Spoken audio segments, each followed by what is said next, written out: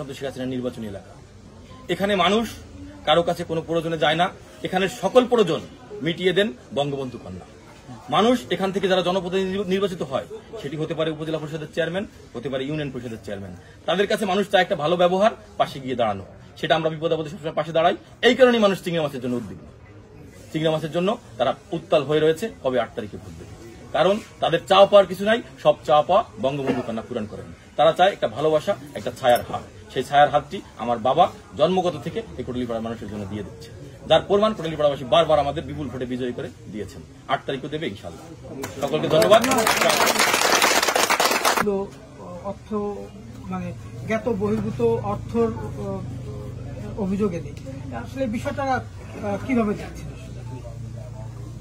বাস্তবতা হচ্ছে আসন্ন কোটালীপাড়া উপজেলা নির্বাচন উপলক্ষে যখন কোটালীপাড়ার মানুষ 8 তারিখে চিংড়ি মাছ প্রতীকে ভোট দেওয়ার জন্য উদ্বিগ্ন হয়ে রয়েছে, ভোট উৎসবের জন্য অপেক্ষা করছে, ঠিক সেই মুহূর্তে ফেসবুকের মাধ্যমে বিভিন্ন নিউজ মিডিয়ার মাধ্যমে জানতে পারছি যে একটা অভিযোগ আমাদের বাবার বিরুদ্ধে হয়েছে।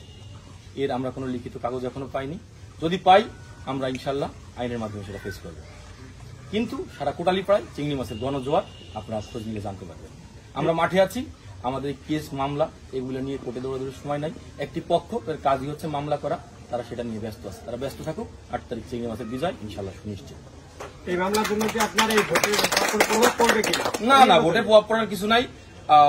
আমরা মামলা আইনগতভাবে ফেস করব। আর ভোট জনগণ ভোট দেবে, তারা উৎসুক। 8 তারিখ ভোটে প্রমাণ হবে। আমার পাশে যারা উপস্থিত আছে তারাই প্রমাণ করবে সাধারণ মানুষ 8 তারিখ কি হচ্ছে কোটালীপাড়া। আপনি কি মনে করেন যে চিংড়ি মাছের বিজয় সুনিশ্চিত বলে প্রতিপক্ষ এই মামলা করাইতে পারে বা প্রতিপক্ষ এই মামলায় দিতে পারে, এরকম কি মনে করেন? এটা দীর্ঘদিনের ষড়যন্ত্র, কিভাবে আমাদের নির্বাচন থেকে দূরে রাখা যায়। কারণ তারা জানে নিশ্চিত যদি আমরা নির্বাচনে অংশগ্রহণ করতে পারি, ঠান্ডা মাথায় নির্বাচনটা শেষ করতে পারি, তাহলে আমাদের বিজয় কেউ ঠেকাতে পারবে না। এটা কি পরিকল্পিত আপনার মনে হয়? হ্যাঁ, আমি মনে করি এটা পরিকল্পিত।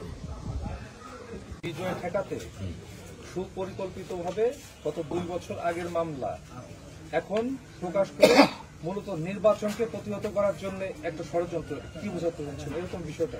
হ্যাঁ, টোটাল তারা যখন দেখছে, তারা বিভিন্ন সময় আমাদের নির্বাচন আসলে বিভিন্ন ষড়যন্ত্রে লিপ্ত হয়।